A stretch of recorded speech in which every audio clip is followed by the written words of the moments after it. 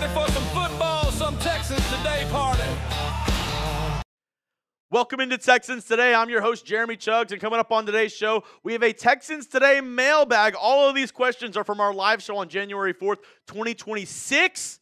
It is now 2026. I know I got clowned last week because it still said 2025. That's on me. I know it's a new year thing. You know, the first week of January, it's still technically 2025. So we're all good. But now we are in 2026. All the questions are from our Wednesday live show from our loyal subscribers who tuned in. We go live every Wednesday at 3:30 Central Time. And if you are still watching this live, hashtag Texans or Super Chat to get featured on the program. And if you're not watching this live, well, make sure you do turn up every Wednesday, 3:30 Central Time with me, my guy, producer Jack Lauderay, holding it down on the ones and twos. We're live every single Wednesday for all you Texans fans. Let's get into the first Super Chat on today's show from, all right, I'm going to try this one.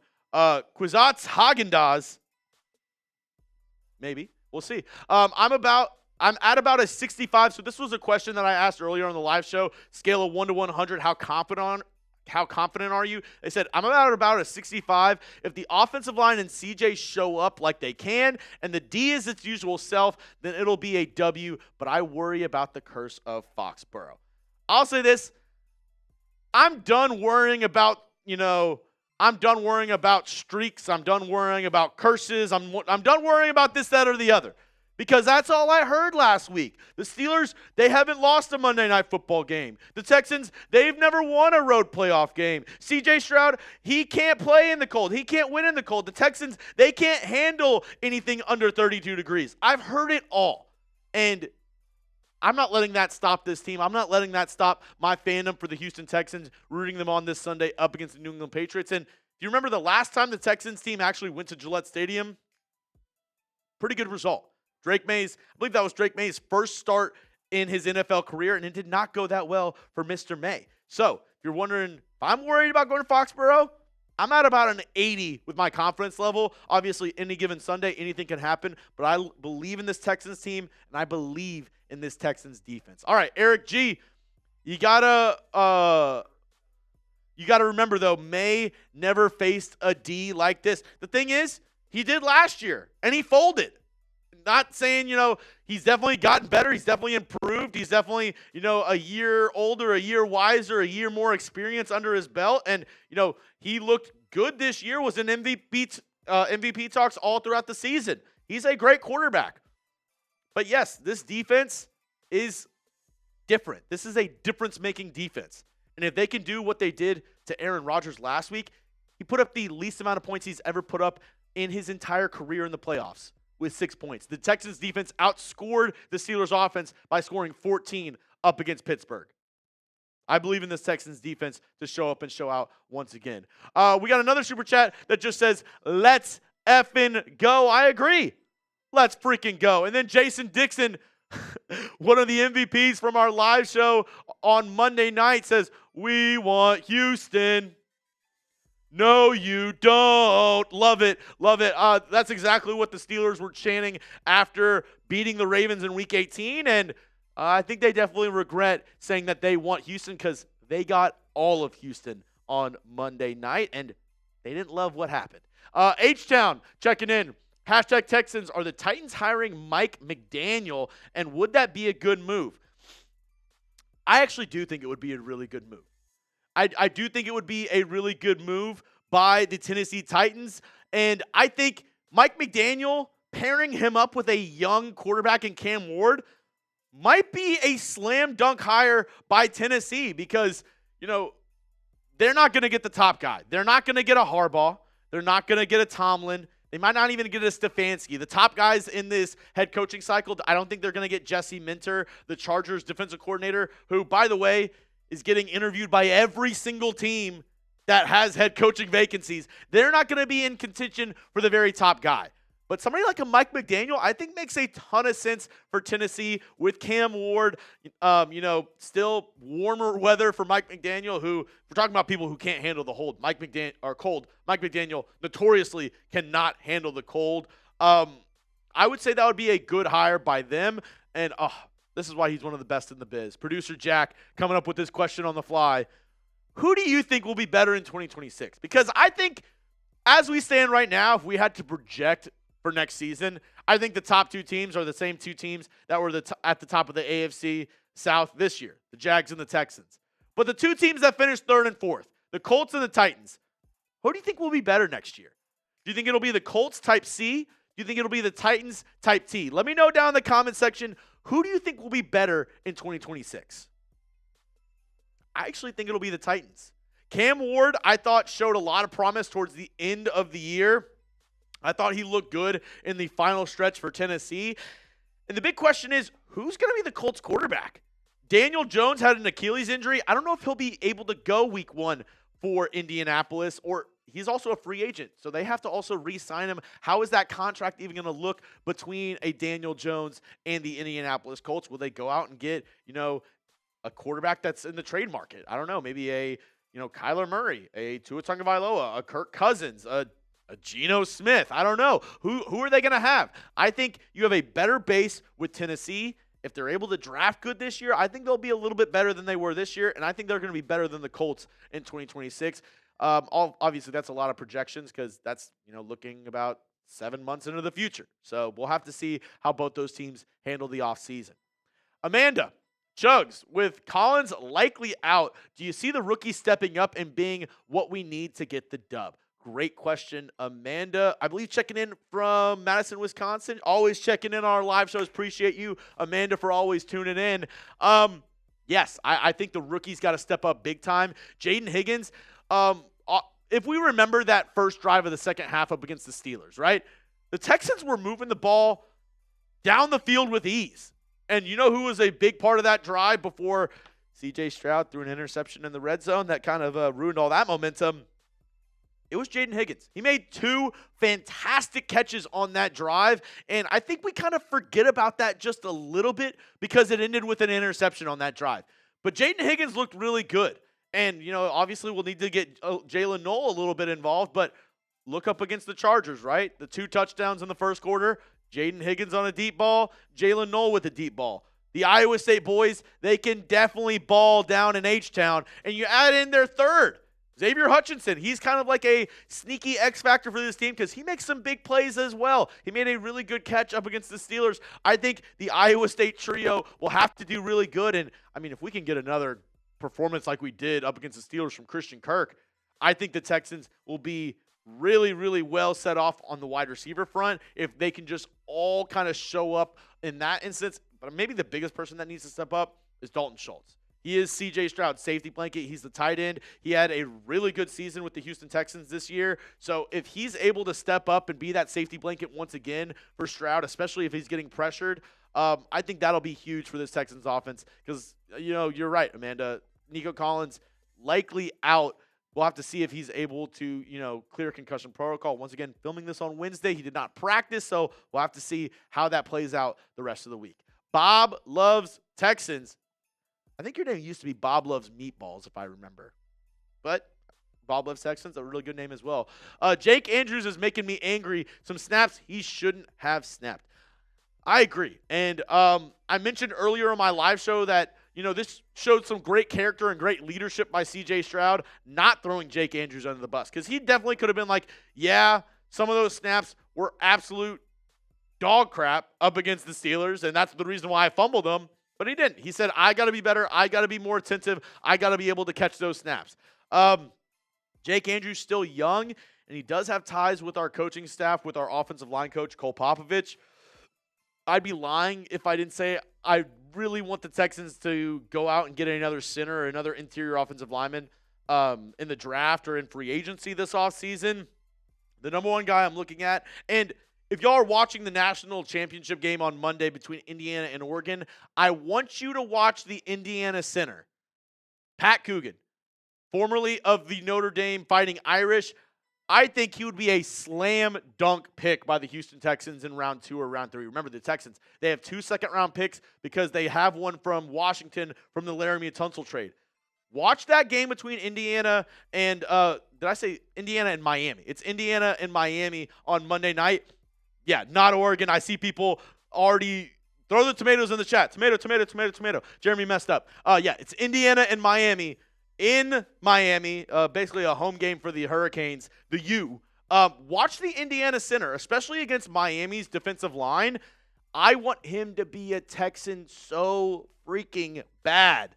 Watch that game, and you'll see exactly why I want that to happen. But I would love for the Texans to go ahead and go get another interior offensive lineman in the offseason. All right, we have some more questions coming up in just one moment, but couldn't do today's show if it wasn't for our amazing sponsors over at Prize Picks, America's #1 daily fantasy sports app out there. Join the millions upon millions of users and sign up today for America's #1 fantasy sports app. This episode is brought to you by Prize Picks. Whether you're starting a new routine or making player picks for the first time, trying something new, well, that can be hard. But in life and on Prize Picks, it always feels good to be right with these high-pressure playoff matchups every weekend. And stress on the high pressure on that one. Elite hoops action, it's happening almost every night. The action, it never stops. And on Prize Picks, they let you take control. This is the lineup that I'm rolling with for this weekend. I feel pretty confident. You know, I talked about Amanda Pearl, people who need to step up in this game. I meant what I said. I'm literally putting my money where my mouth is with this. I have Dalton Schultz getting into the end zone. More on the rushing and receiving touchdowns. I'm using one of their new features called Stacks as well. You can choose one player, go multiple projections up to 3. I have Drake Maye, so I'm going more on the interceptions, less on the pass yards. Obviously, you see a theme here. I'm rooting for one team in particular. And then I'm going with Jaden Higgins, more on the receiving yards. You can copy my lineup, which, by the way, I won my lineup up against the Steelers last week, so you might want to go ahead and use my lineup again. You could use it or make your own. Just do it with our friends over at Prize Picks. Download the Prize Picks app today. Use code CLNS to get $50 in lineups after you play your first $5 lineup. That's code CLNS to get $50 in lineups after you play your first $5 lineup. Prize Picks, it's good to be right. All that information down in the comment section and description of today's show. Hourglass, hashtag Texans. Whatever happened to the legal stuff with Diggs and that D lineman for the Pats? Great question. That's a great question, Hourglass.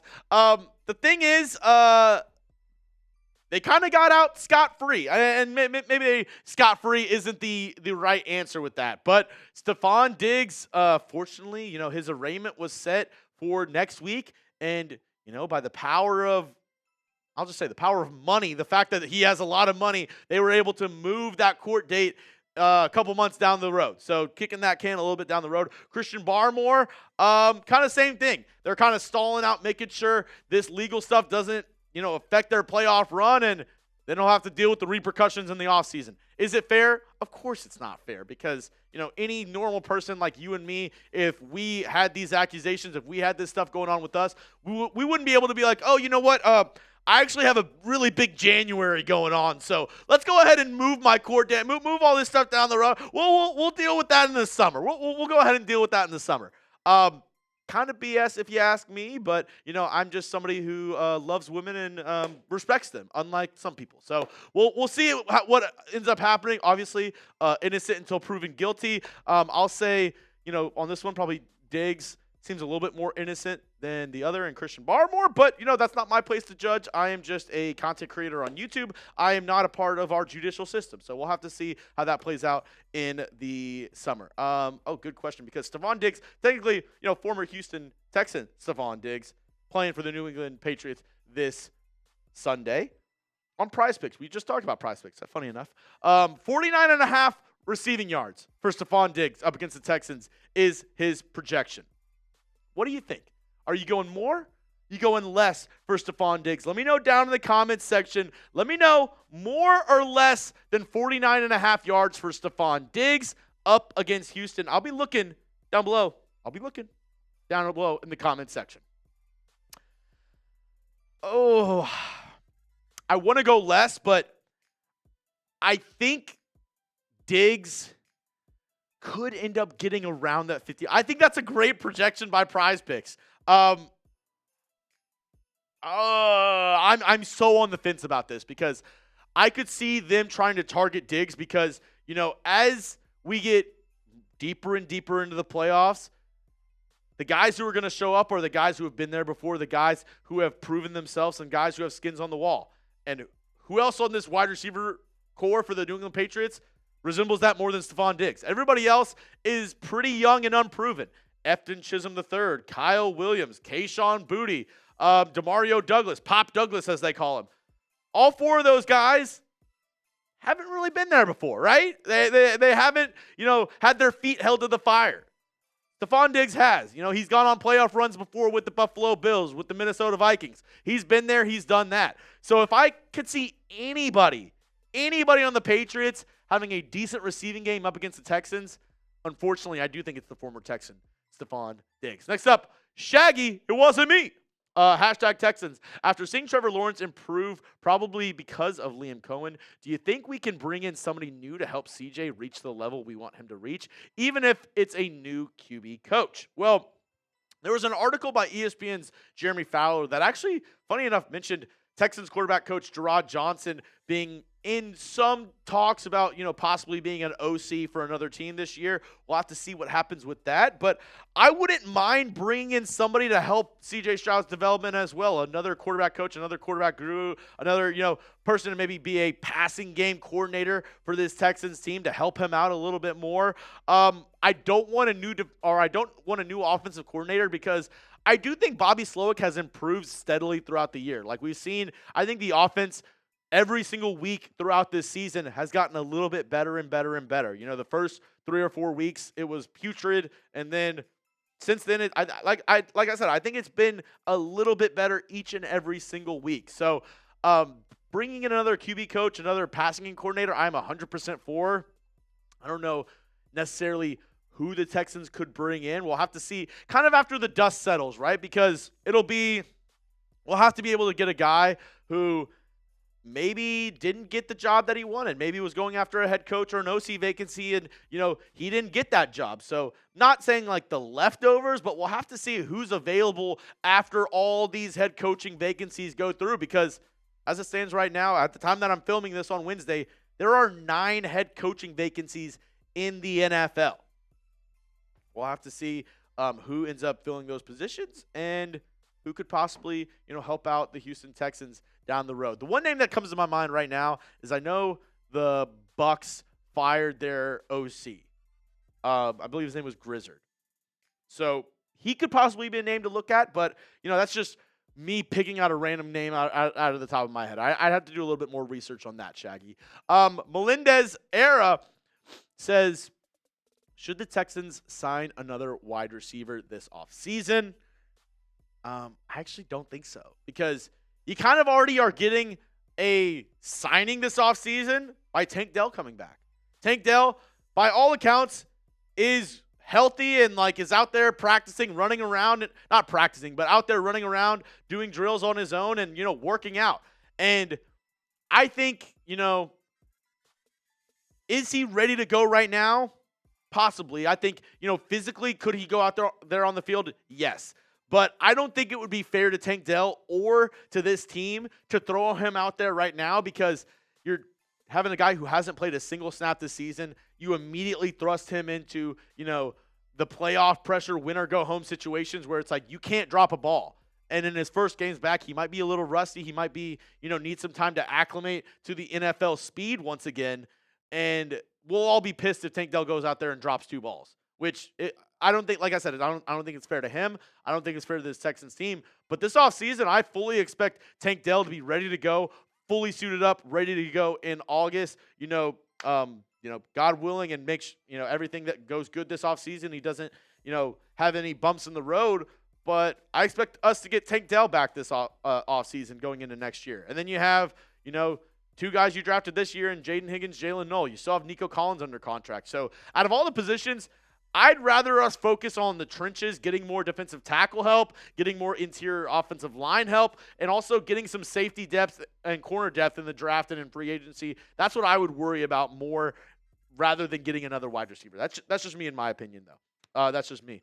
Maxwell Smith said, hashtag Texans. Can the Texans still get a home game? Yes. The Texans can still have a home game. What we need to do, which I'll probably make a video on Saturday or Sunday morning, depending on what happens. Depending on what happens with the Broncos-Bills game. If the Bills win on Saturday, that means if the Texans win on Sunday, it's an AFC championship game in Houston because the Texans are a higher seed than the Buffalo Bills. Now, if the Broncos win on Saturday, it's kind of a moot point. They're the number 1 seed, so they will be hosting the AFC championship game. But if the Bills win on Saturday, I think we're all Bills fans on Saturday. If the Bills win on Saturday, the winner of Patriots-Texans will be hosting the AFC championship game. So we all need to be really, really focused on that Saturday game between the Broncos and the Bills. Next up, Joe K. Will the Texans win because of or despite CJ?